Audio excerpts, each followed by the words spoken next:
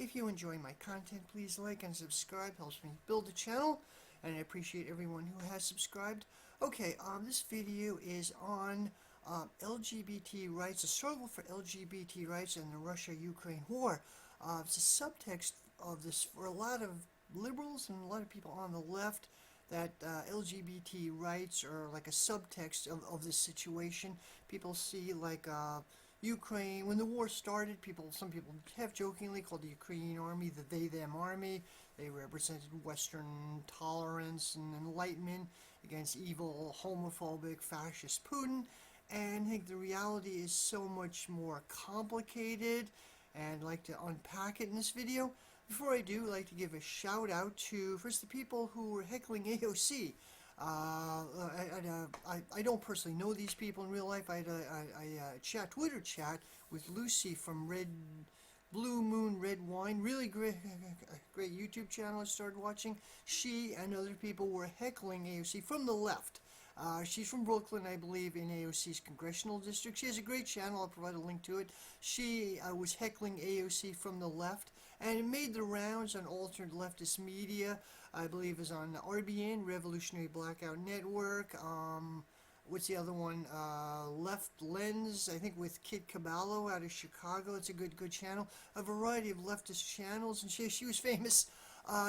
So I chatted with her on Twitter last week when I had a free time at work, and there are a variety of other people doing this. I think this is a wonderful action, exemplary action. It's exactly what the left should be doing. Calling out now, AOC and the Progressive, the Squad, is kind of like the cornerstone of U.S. aid to Ukraine, U.S. ramping up what I say is an imperialist war. Why I say this, she's the left cover for the Democrats. She's their left cover. It's important to challenge her, call her out. AOC's an utter phony, as I said in many other videos. She's obviously constructed opposition.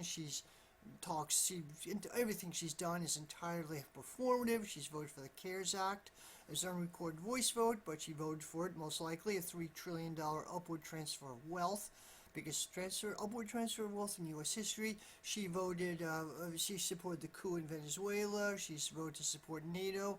She's voted to support Iron Dome in Israel, support Zionism. Every single time. She did not fight Medicare, healthcare for all thing. She could have stood up against Pelosi. Originally said she was going to bring the ruckus to the Democratic Party. She never did. She's been known as a phony, but it's important to keep calling her out from the left, keep dogging her and other so-called progressives in the Democratic Party as much as possible to fight this, to show there are other alternatives, to show she's not the left. Now, and I think what Lucy and other people are doing is really great. Jose Ramos was another person doing this. Now, these people are not in socialist organizations. New York City has a zillion socialist groups, organized socialist left. They're small, but they have a presence, and none of these groups are doing anything like this. There's the Marcyites Workers' World Party. I know they have a big presence in New York. There's a Solidarity Center in Manhattan near Union Square, off Union Square, as I remember. I've been there a bunch of times. Workers' World, they have a zillion front groups, organizations they work through, and they do have a presence in communities in New York. PSL is there, the Party for Socialism and Liberation, which split from Workers' World. There's Socialist Alternative, SALT, as a small branch in New York, I know. PLP, Progressive Labor Party, the Party of Communists, the Spartacus League, the Sparts, the Internationalist Group, and probably a gazillion other groups. Many small anarchist groups come and go. They're in New York, and none of these groups were there. I think the socialist left, at this point, the organized socialist left is useless, totally useless. The last couple of years, they become total. Left Voice is another one. I know people in it, really good people, and I've written articles for Left Voice. They weren't doing this. None of these groups were doing this. They should have been. Now, some reasons why. Lucy and others were doing what the socialist left should be doing, but it isn't. And reason why, combination of things. First of all, many of these groups, not all of them, but many like SALT, Socialist Alternative, are tailing liberals. They're organizing, I think they're recruiting out of the milieu that AOC and the left Democratic Party represents. There's this YouTuber streamer I've mixed has Al Abdi. I mentioned him in a previous video. I have mixed feelings about the guy, but he said one thing I really agree with, that many people who think they've left the Democratic Party are still in its cultural superstructure. He's right. Many of these people, like socialist alternatives, not going to heckle AOC. They're still begging AOC to break from the Democrats and join them, which he never will, obviously. They've gone through that long stage. Other groups, a little reluctant to take a forceful position. Another reason why a lot of, I think most, like Trotskyist socialist groups, are confused themselves about how they feel about the Ukraine war. Well, U.S. is imperialist, but so is Russia, and, we want peace, but we don't want to push too hard. We don't want anybody to say we're pro-Putin, and so on. So I think themselves, reading some of the literature, left voice, they're a little internally confused about how they feel about it. And this is, I think, Ukraine war is so far the most important conflict of this century, and it's getting us to the brink of a third world war, direct military confrontation between the U.S. and Russia, which is pretty scary. And I think it's important to try to take a position on this. That's another reason. Another reason why socialist groups don't want to do anything, so even some of the more militant groups, like the Sparts or the IG, is their own extreme sectarianism. Like, I was kind of close to the IG internationalist group for a time. Like, since I haven't had any contact whatsoever with them since 2018 or 2019 or whatever, I've had no contact whatsoever with them. But I think I understand how they think. They would probably say that, like, heckling AOC reinforces the Democratic Party, reinforces faith in the Democratic Party. I don't get it. I mean, exact opposite is true. I get it. You don't lobby Democrats. That is, like, some activists like to lobby Democrats, holding sit-ins and protest outside they're hoping they'll get a better position. That is reinforcing faith in the Democratic Party in a roundabout way. That is. You don't lobby Democrats. You don't have a sit-in their office. That is, I agree. But heckling AOC and calling her out for not being a socialist, for not being a progressive, is bringing people out of the Democratic Party. Like Lucy was, at one event, she was heckling AOC, then outside she was signing up people for a third party. I think it was the People's Party, for a third party. Now, I might quibble about some details, but whatever. But it's important to get people out of the Democratic Party and move them left, which is what this does. So I think the IG and the Sparts and some other groups have this coming from this, like, extreme sectarianism, that they have the right revolutionary answer and nobody else does, and everything else. I just don't agree with them. I think you need to take a broader approach. Anyway, so for a variety of reasons, these groups, especially Trotskyist organizations, have respectability politics. They don't want to go, and I am a Trotskyist, but these groups don't want to go too far against accepted liberal narratives. People from, like, a Marxist, Leninist, or Stalinist background are less reticent about going against narratives. And pandemic, Ukraine, so many other areas, they're actually taking more risks. Anyway, that's a whole story. So big shout out to Lucy and other people who are heckling AOC. Very good ass praxis, as they say. Just saying, going around a couple of years ago. Okay, so Ukraine, first of all, a couple of debates on Facebook. One person who I like and respect, I have major political disagreements with. I won't mention this person's name. He's a major figure in the U.S. left, and great person. I have political disagreements, but great person. He says he doesn't really feel comfortable with the idea of a proxy war, that countries have proxy wars. I don't get this. I think the proxy war concept is a very valid term. This person said, the term proxy war concept denies the state's agency. Well, yeah, I mean, states have different levels of agency. U.S. is obviously the global hegemon and has vastly more agency than, say, Haiti or Botswana or El Salvador or Mali, than smaller states. And yes, there are countries which are puppet states, but even puppet states have their own internal politics, their own foreign policy, but it's subsumed by the dominance of another country. Like Japan has its own foreign policy, but it's obviously subsumed by what the U.S. wants, and happens in more the global south all the time. There are proxy wars, conflicts which are fought out between big states, but they're fought through smaller states. This has happened many times in history. In the Cold War, classic case, I guess, might be wars between Ethiopia and Somalia. And what Soviet, they switched several times, but the Soviet Union would support one side, the U.S. would support another. Sometimes these conflicts might have happened anyway, but they've been exacerbated by outside powers. Sometimes they were created by the conflicts in the States were created by bigger powers, and they met, Vietnam War, the U.S. set up that situation, massively intervened. There was an election referendum in 1960, which was canceled under U.S. pressure, and the U.S. massively, basically, the South Vietnam was a U.S. puppet state. Pretty obviously, they were fighting communism, which Soviet Union, and there was obviously a proxy war. Same with North Korea. The U.S. was directly involved.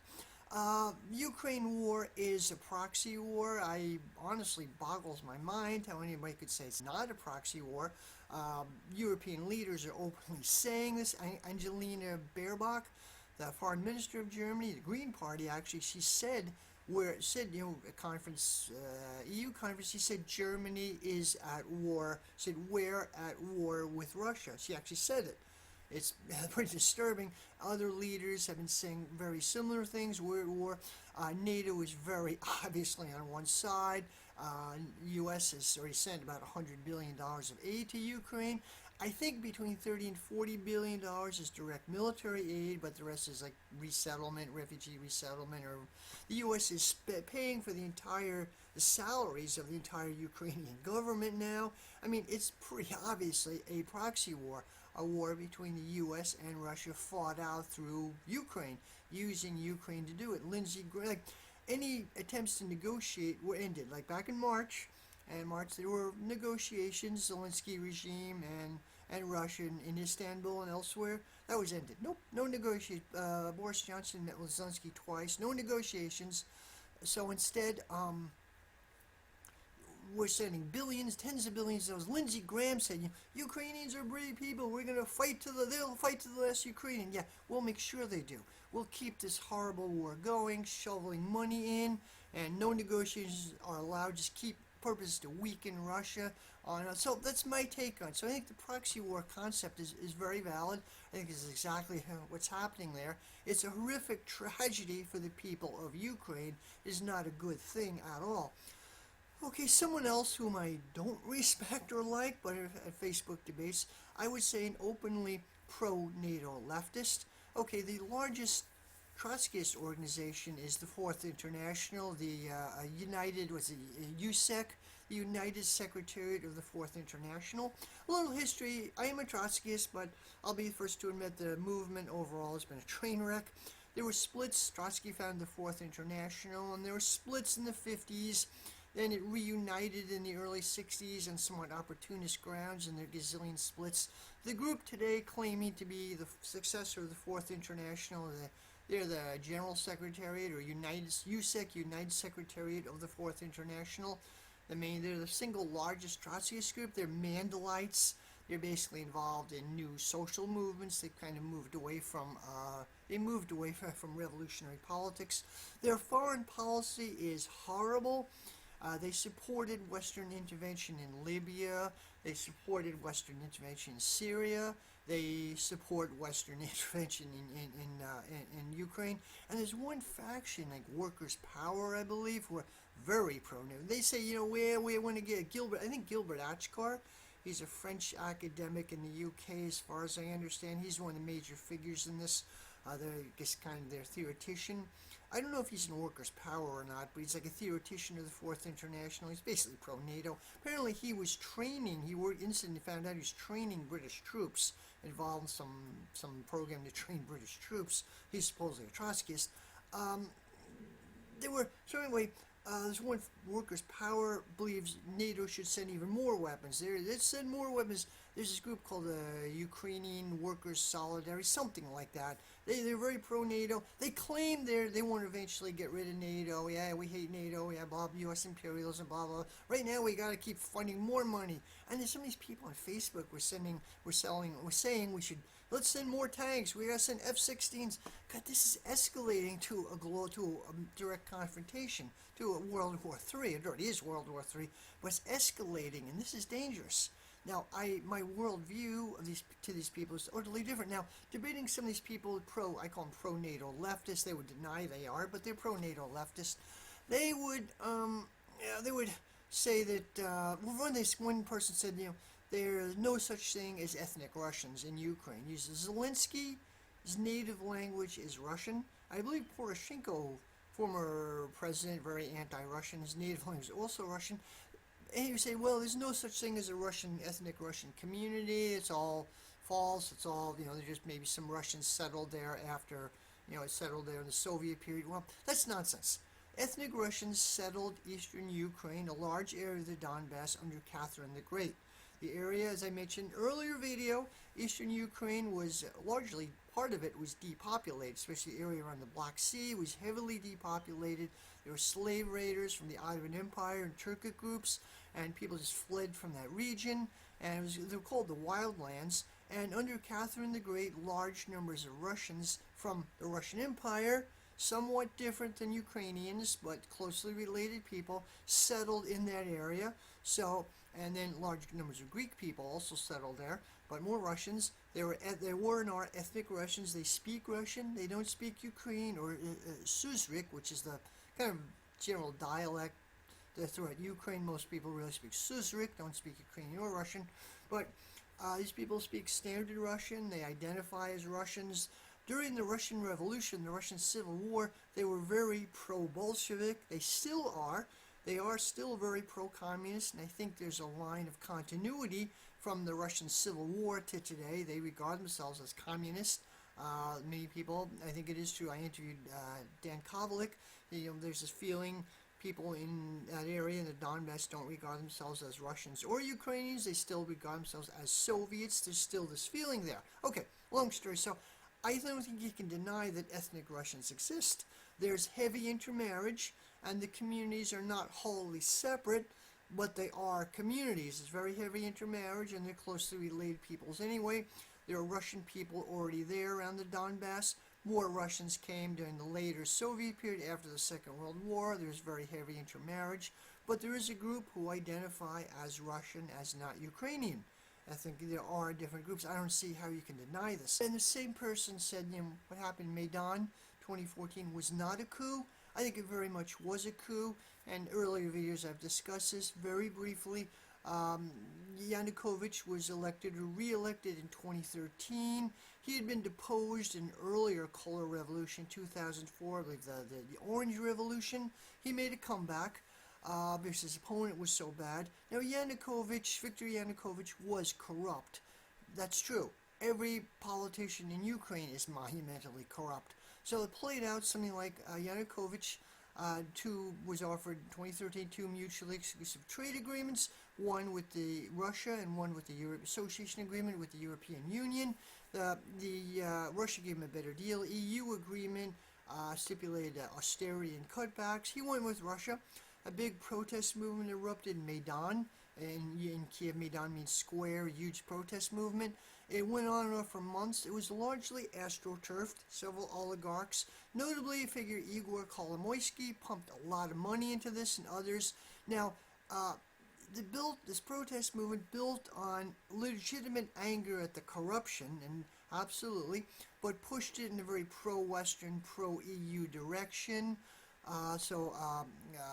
Victoria Nuland, a neocon, she was then Deputy Assistant Undersecretary of State for Eastern European Affairs, as far as I understand, under Obama. She had earlier been an aide to Dick Cheney. She's a neocon. Husband is Robert Kagan, who I believe was the leader of the Project for a New American Century group, which got us in the Iraq War. The neocons are kind of an extremist, academic, political movement. They go back a ways. They played a role in the Bush administration, got us in the Iraq War. Long story. They've come to dominate U.S. foreign policy and much of U.S. society. Anyway, Victoria Nuland, Kolomoisky worked closely together. These right-wing groups were mobilized. They came to dominate Maidan movement. Leftists were quickly pushed out. At one point, there were sniper incidents, and it made it look like Yanukovych was firing on protesters, which he wasn't. Yanukovych, as bad as he was, attempted to reach a coalition government with the opposition and A deal was kind of brokered by France and Germany.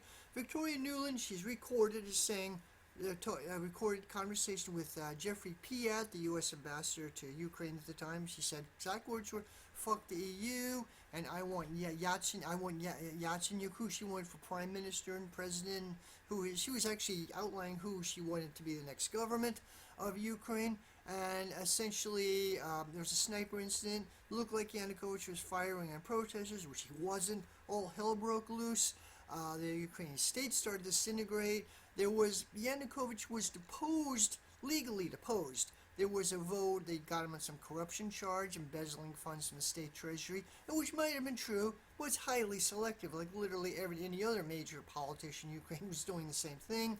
It was effectively a U.S. orchestrated coup. Anyway, this person had this debate with said, no, it wasn't a coup at all, that's the Wikipedia NATO narrative, but it's nonsense. It was a coup. There were a gazillion leftist writers, John Pillager, a variety of other people wrote about how it played out. Do a little research. It's not, the pro-NATO narrative flooded with the pro-NATO, and the Maidan wasn't a coup. Maidan is a coup, and there is a large ethnic Russian population in eastern Ukraine. Those are fundamental facts to how this whole thing played out. Okay. Now, the main thing I want to talk about in this video is actually LGBT rights in Ukraine. As a complicated but not complicated, there are the subtext to this. They're somehow Ukraine's Western country, and they're fighting against evil homophobic Russians. Let's break this down a little bit. First, Ukraine and most of Eastern Europe is very socially conservative. I traveled in Eastern Europe. I don't say I know it that well, but I have traveled. American guy I traveled with, this was decades ago.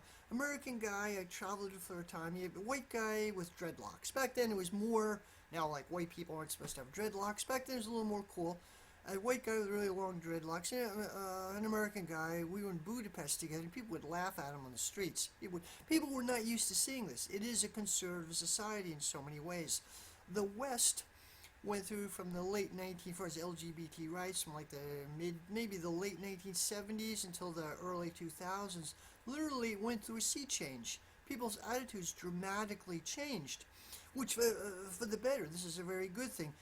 LGBT people, gay, lesbian, transgender people are more accepted, or liberal circles are completely accepted. In fact, it's cool to be gay, or some circles cool to be trans, which is, I think, a very good thing. It's certainly a very good thing. Eastern Europe and much of the rest of the world did not go through this sea change for a variety of reasons. They did not go through this. Okay, and it's sort of, so now, like, it's sort of hypocrisy, because decades ago, the West was just as repressive as any place else. So it's a movie about Alan Turing. They treated him for a British computer scientist. He played a huge role in cracking Enigma, the German codes in the Second World War. Very moving movie about him, and I've seen documentaries on him. Just how LGBT people were treated back in the day was horrific. In the Boston area, there's a transgender convention every year. I think it's in February, called First Event. I don't know if they still have it after COVID, but I went to it a couple times. It's kind of interesting. But if they had that even in the 1970s or 80s, it would have been raided by the police. I mean, it was a much more repressive climate. And now, anyway. So now, before I get to that, so put this into some context. Max Blumenthal of the Gray Zone. There's a really good article. Where is this here? There's a good Christopher Mott, who's like a semi-academic in D.C. I'm not really sure what he does, but he's a leftist. He's a gay man as well. He wrote this essay, really interesting essay called "The Woke Imperium," and Max Blumenthal interviewed him with the Gray Zone. I'll provide a link. And also, there's this phenomenon of like woke imperialism. Chris Hedges wrote an article on that recently. I'll share a link to that.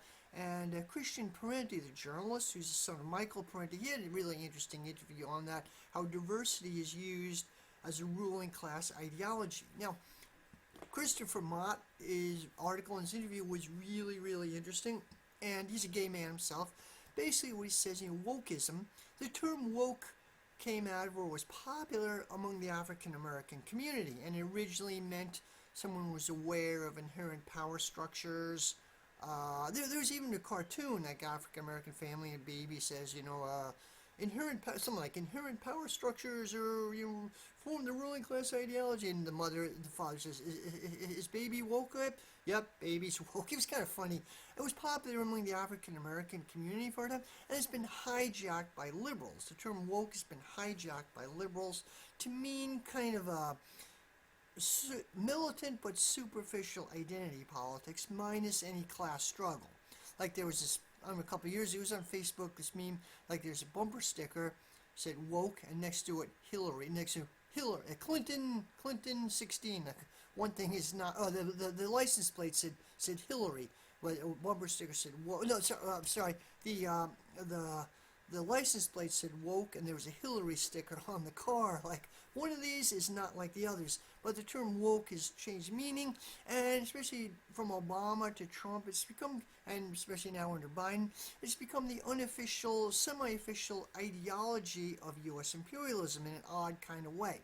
Now, some of this dates back to Protestantism in the U.S. There's like a missionary tradition, like terms I can't pronounce these religious terms, millenarianism and post-millenarianism. They were like religious, spiritual ideas kicking around the U.S. from the 18th century to, some extent to today. They had some utopian and progressive ideas, but they're about we're going to create a utopia on Earth. There's famous U.S. is a shining, Jonathan Edwards, I think the U.S. is a shining city on a hill. They're just missionary, and we're perfectibility. We're going to, reform the world. We're enlightened, and we're going to help the rest of the world. That was a big part of U.S. ideology, and especially came under Obama, became really big. The current version of it, like millennials, after the Bush administration, no longer bought into like right-wing rhetoric or fighting terrorism and stuff. Now the rhetoric was progressive ideas. We're gonna, we're progressive. We're gonna finally spread progressive values. Like wokeism became the ideology. Samantha Powers, and there's Max Blumenthal and Christopher Montauk. Samantha Powers, who's foreign. I'm sure of her current position. She was ambassador to the UN. I believe she's on the National Security Council. She almost seems like a leftist, like very, very progressive. Definitely not Marxist, but very concerned about LGBT rights and almost kind of sort of pro-Palestinian in a very muted sense. But we got to use U.S. power for good. We did all these terrible things before, but now we can use U.S. power for good. She was behind what's called R2P, right to protect. Like we have a duty to protect other peoples, and she was behind major impetus behind the Libyan intervention in 2011. Libya had the highest standard of living in Africa, had problems, but had the highest standard of living in Africa. Now it's a warlord-torn hellhole where they sell slaves. They're slave markets. She created unbelievable destruction, the so-called liberal interventionist, but she was like the queen of liberal. She's still a prominent figure, a queen of liberal interventionism, which was extremely destructive. And now, some of the material basis behind this, Christopher Mott and Max Blumenthal, the PMC, what's called the professional managerial class. The term was, I believe, coined by John and Barbara Ehrenreich in the late 1970s, which managerial types riffed on like the new class theory that was kicking around earlier, but essentially managerial middle management types, the section of the petty bourgeois, and now supplemented by Silicon Valley, some high-tech types who are today very progressive, might even see themselves as left-wing, very progressive, and they're a large part of the social basis behind this wokeism. And it's incredibly, they have progressive ideas in their own way. They mean well, but they're incredibly myopic. So problem with this is it's pushed on other countries. Like Max Blumenthal talked about this Palestinian American academic, and I forget his name, but he wrote this book called Desiring Arabs. And I don't know enough about it to say how true this is, but according to this view, same-sex, like men had sex with other men in Arab countries, and this was taken as normal. Was totally, anyway, and I've heard this view elsewhere, like originally homosexuality in different forms was kind of accepted, but British and European intervention taught them, colonialism taught them that that's wrong.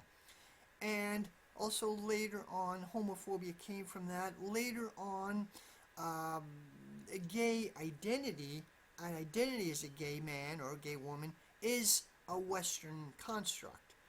Traditional cultures didn't have this. They did have room for people who were, sexually different, sexual minorities, or gender identity. They did have room for this, but they didn't have the Western construct of an identity. Cultures had some room for people, recognize people, some people are different, but this was a gay identity was opposed on these cultures, and there's a backlash. Now, I don't know enough about it to say if this is true. It very well could be, but the point is that like LGBT identities or politics are seen as imposed on other countries from the U.S. The U.S. and West was now this is, by the way, wokeism is in the Eastern Seaboard, not Eastern Seaboard, but I mean the Atlantic, like Christopher Mott says, Germanic countries: U.S., Canada, Britain, Scandinavia, Germany, Australia, New Zealand. I don't know about Latin countries. They have their own, Brazil has a thriving LGBT community, but it's along like a different axis, and I don't know about Italy or Spain, whatever, but it's primarily a Northern European, Germanic, Protestant thing, essentially. And these countries themselves were really repressive, but also they found the light in the last couple of decades, and now they have a missionary fervor to export to other countries. And don't get me wrong, I strongly support LGBT rights. Absolutely, I strongly support it. But the way wokeism is being presented as is fostering a huge, horrific backlash. Max Blumenthal said there was an incident or a thing a couple of years ago, the Soros Foundation, and your George Soros Open Science Foundation. There are right-wing conspiracy theories about Soros. He's a puppet master pulling the strings, which is not true, but he is a player. Soros is the single largest contributor to the Democratic Party.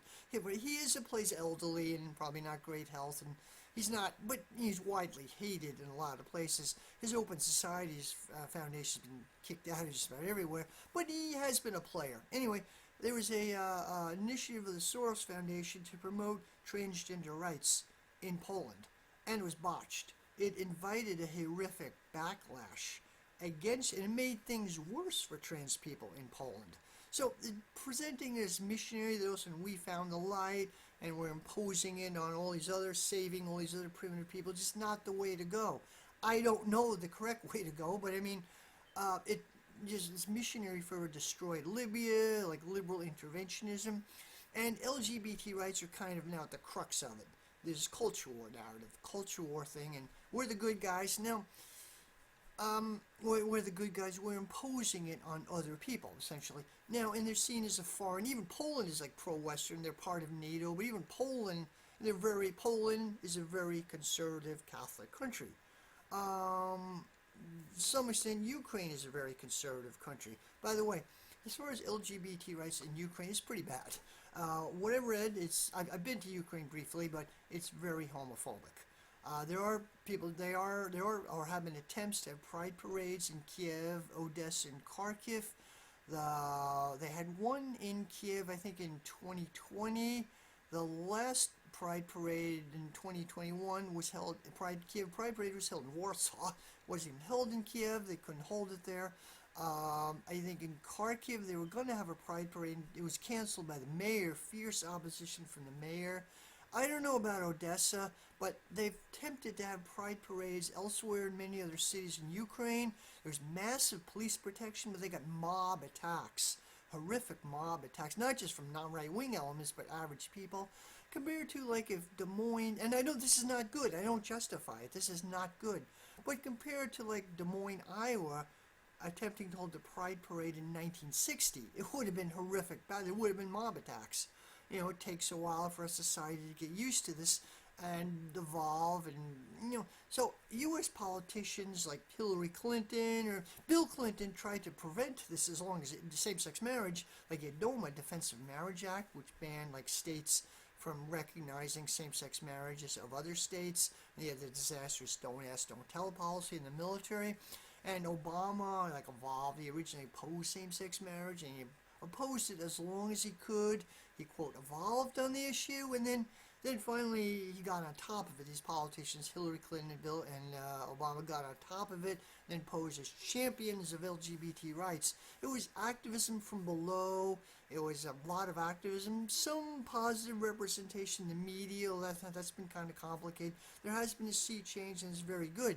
Now, like missionary fervor, wokeism wants to push it on other countries, which is not the way to do it. It's inviting a backlash. It's inviting a rift. So anyway, Ukraine itself is fiercely intolerant, fiercely homophobic. There's an attempt in Kiev last year to show a documentary on LGBT people. It was attacked by a mob. They had to cancel the film discussion. They had to cancel that. There are LGBT activists in Ukraine. They said they really have an uphill battle. Ukraine did legalize same-sex marriage in March. When the war after war started, they kind of had to. They're getting massive Western aid. They kind of had to. There's apparently media references to something called the Unicorn Battalion, and it's unsure whether this actually supposedly an LGBT battalion in the Ukrainian army. It's unsure whether this group actually exists or not. The unicorn is an imaginary animal. There were interviews with several, I believe a trans couple who maybe is fighting in the Ukrainian army. Spate of articles around August, September of 2021 or so. 2022 or so. Spate of articles who seemed like kind of a trans couple, and they said, people were weirded out by them, but grudgingly came to accept them. Maybe that's true. I don't know. They're extremely skeptical of most media articles on this. Ukraine is deeply homophobic society, plus it's dominated by Nazis. The Azov Battalion and other groups are not going to be cool on LGBT rights. There's a transgender journalist or sort of journalist, I discussed this person earlier video, Sarah Ashton Cirillo. She was a former she's trans, she's a professional gambler, poker player in Las Vegas. She transitioned, wanted to get into Las Vegas city politics as a Democrat, regards herself as a progressive Democrat, ran for this Las Vegas City Council, lost. She oddly infiltrated the Trump campaign. She claimed, she thought, like a lot of liberals, there was going to be attempted a fascist coup, and they thought the Trump people were going to the Proud Boys were going to disrupt the election. Maybe they were, I don't know. But she infiltrated them. She made friends with the Proud Boys, oddly, even though she was trans. They seemed okay with her. She made friends with the Proud Boys. And then, apparently, reading in between the lines, she was informing on them to the FBI. I don't know this for sure, but it seems like what was happening. She was informing on her opponent when she ran for city council, Republican, to the FBI. And anyway, my hunch is they found out about it, and she had to get out of Vegas really quickly. She had a long-term ambition of being like a war correspondent from like George Orwell, fighting in the Spanish Civil War, or Ernest Hemingway. So she went to Ukraine. To some extent, she had a lot of guts going. She probably flew to Berlin, took a bus to Ukraine. She had a lot of guts doing this, but she made friends on a bus trip. She made friends with two nice young men who just happened to be working for the SBU, Ukrainian Security, and they took her under their wing, took good care of her. She, for a while, was embedded in the Azov Battalion. She was gushing how LGBT friendly they were, although she admitted they also sexually harassed her. Then later on, she's in some unit in the Ukrainian army. She was cheering on the believed to be murder of Gonzalo Lira, who's a Chilean-American businessman. He lives in Kharkiv, and he's commenting on it. She was cheering it on. She called for the liquidation of on Twitter, liquidation of Patrick Lancaster, an independent American journalist. Horrible person. She blocked me on Twitter. So anyway, she's trans, and she gives a really bad name to transgender people. So this wokeness is associated with U.S. imperialism, with neoliberalism especially. Now there's Now from the other direction, I criticize liberals a lot, and they deserve it, but also the right wing.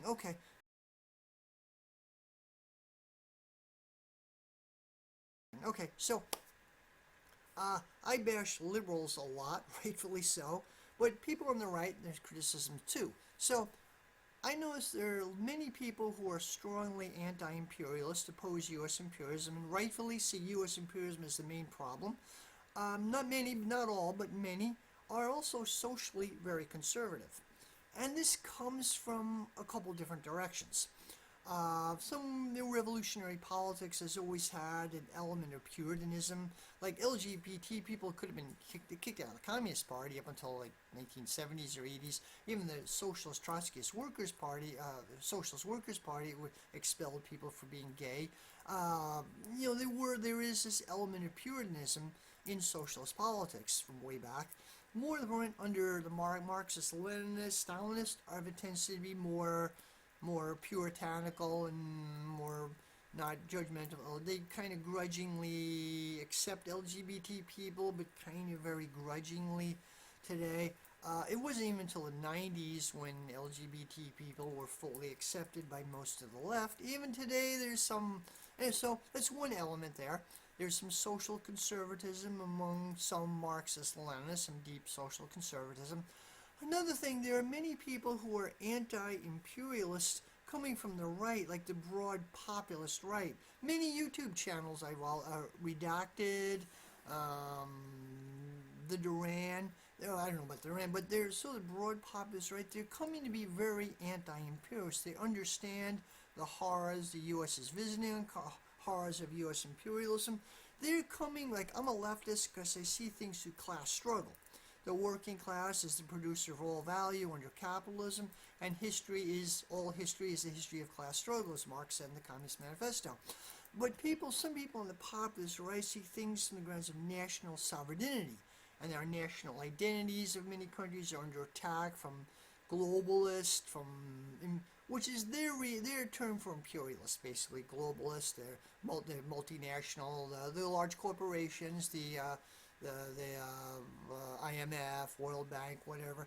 There's some convergence of the anti-imperialist right and and anti-imperialist left and some of the populist right. This is not red, brown, or Nazballs, that nonsense. But there are some hard people on the right are coming to understand U.S. imperialism. They're coming at it from a somewhat different direction, but I welcome them. I welcome their contributions.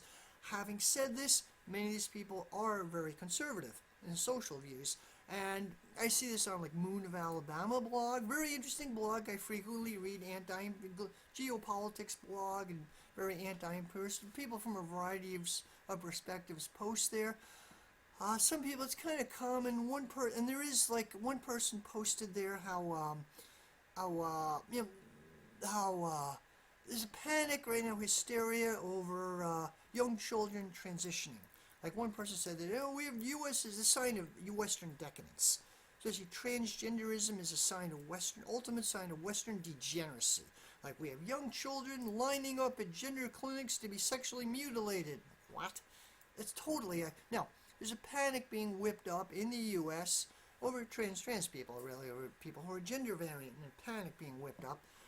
There were about a month ago, 2 months ago, I think in Dallas, Texas, there was a riot about a drag queen show in a club. No, they're not bothering anybody, but local politicians, some right-wing politicians and podcasters were whipping up this hysteria over it. It was almost like a riot, street riot. It was insane.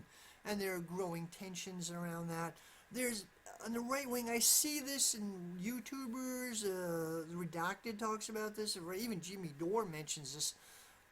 They're like hysteria over young children transitioning, children on puberty blockers, and they're being sexually mutilated. Well, first of all, puberty blockers are used to delay puberty, like if young children from puberty at 6 or 7, which can be physiologically harmful to put it off. There are kids who have gender identity issues, and the suicide rate among LGBT children is really high. Bullying, murders, even parental rejection is really high. So, they need help. It's a tiny part of the population, not tiny, but small segment of the population, and there are very big safeguards, standards of care to go through. Kids are not lining up at gender clinics. No, that's nonsense. Tiny, like Jackson Hinkle was pushing this a lot, And, did he ever interview a trans person? I mean, he interviewed apparently a nasty, live stream interview with Sarah Ashton Criollo or something. But I mean, really discuss it non-confrontational with a transgender person. Jimmy Dore should have a trans person. I like Jimmy Dore, by the way. I like him. And he plays a very good role, but he gets, he doesn't understand special oppression. He does get some things wrong. So, what I'm saying here, there's levels of people on the anti-imperialist section, both on the left and even on the right, who are anti-LGBT, and they see this as part of this. It's a backlash against wokeism, against this missionary fervor, and we're developing now. Russia.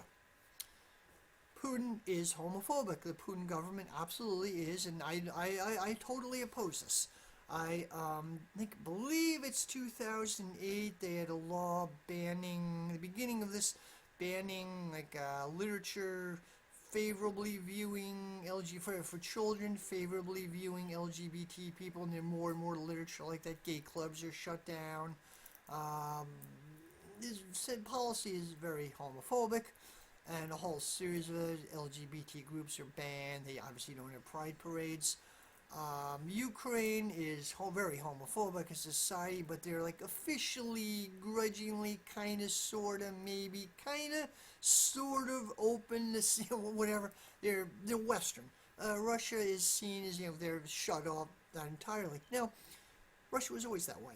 There's a brief utopian stage in the early 20s after the Russian Revolution. Alexander Kollontai, who herself was kind of homophobic, but there was an LGBT movement. As I understand, the first sexual reassignment surgery was done in the early Soviet Union.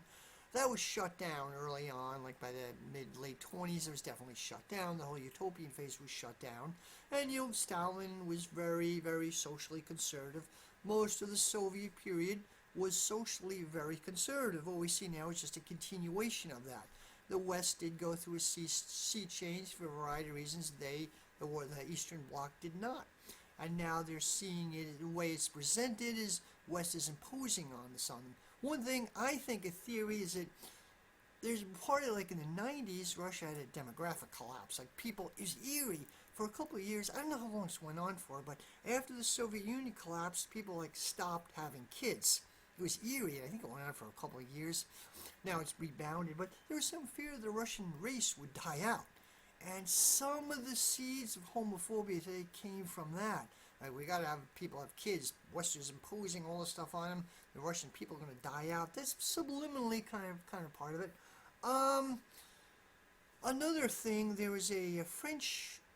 No, it was okay. So I oppose growing homophobia in Russia. Absolutely, I oppose this. But there was a move to boycott the Sochi Olympics a couple of years ago. I would oppose that also as well.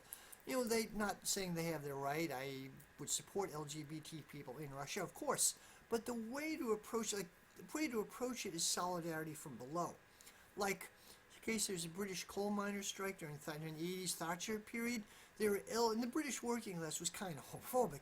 There were LGBT groups which showed solidarity, aided them, had fundraisers for striking coal miners, LGBT groups which were involved in their struggle, and this did a lot to change attitudes. Solidarity from below. There's I interviewed Pauline Park last year. She's a trans activist in Queens in New York, Korean American, really interesting person.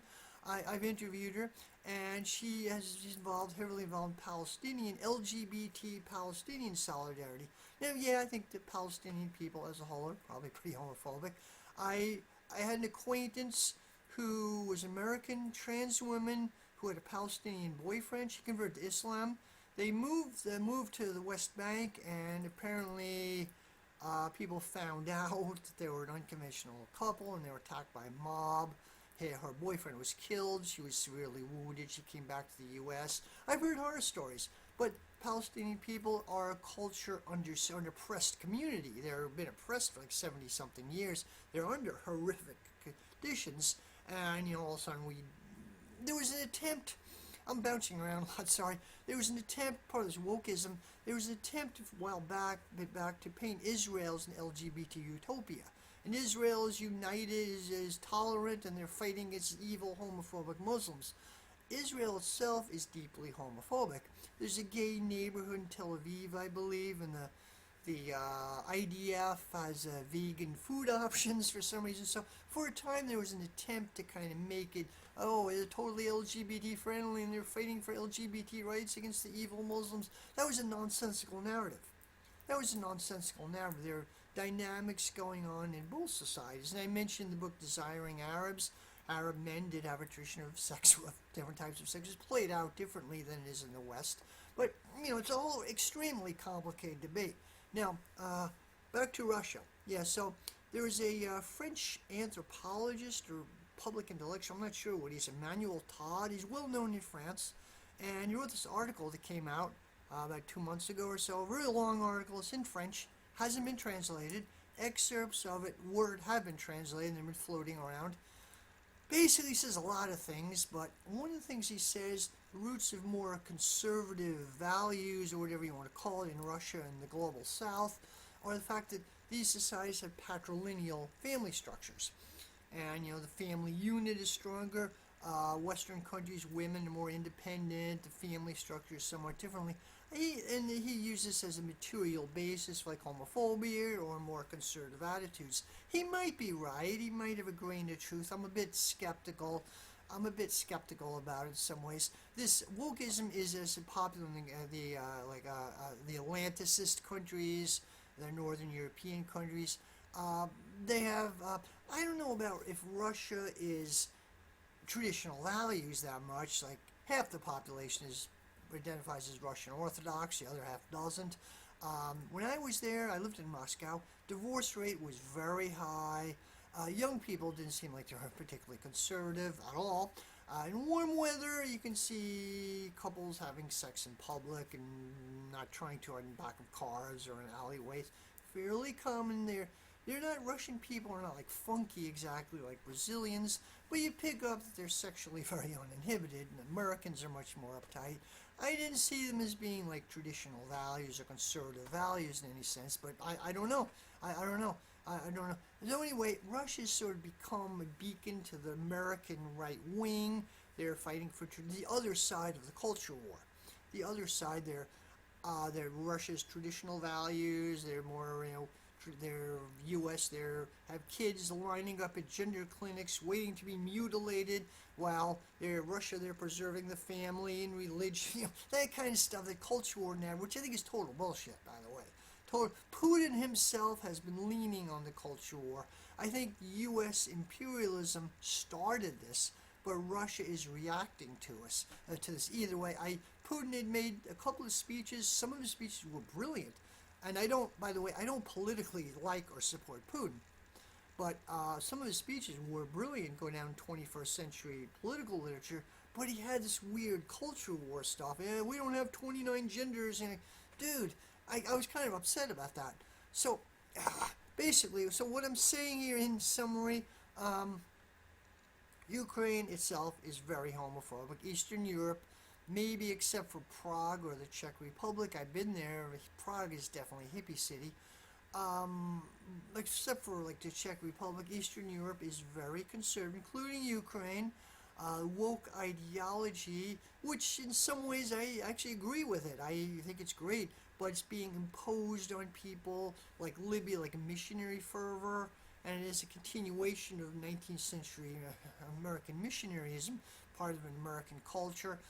Imposed on other people, it develops and fosters a backlash. And I oppose homophobia in Russia or any place else, but to a large extent it's been a reaction against U.S. homophobia, against U.S. wokeism rather. It's a messy situation. I don't have easy answers, but I advocate solidarity from below, not this insane wokeism. Ukraine conflict has nothing whatsoever to do with LGBT rights. Really, there's very superficially media tries to paint this. It's not a material issue in this at all. It's not an issue. The media is superficially trying to create this narrative. It just makes no sense at all. I'd say if Odessa or Kharkiv or Kiev falls under Russians take it, I hope LGBT activists will continue under Russia. You know, there's a narrative the Russians are going to massacre gay people. That's nonsense. They're not going to do it. That's total nonsense. There they go. I hope activists will continue, even though it's part of Russia. Kharkiv becomes part of the Russian Federation. Hope LGBT activists will continue their activism. And it's an uphill struggle. U.S. imperialism is making it much worse. So anyway, if you enjoy my content, please like and subscribe. I'm afraid this did come out a bit disjointed here. And thank you very much. Bye.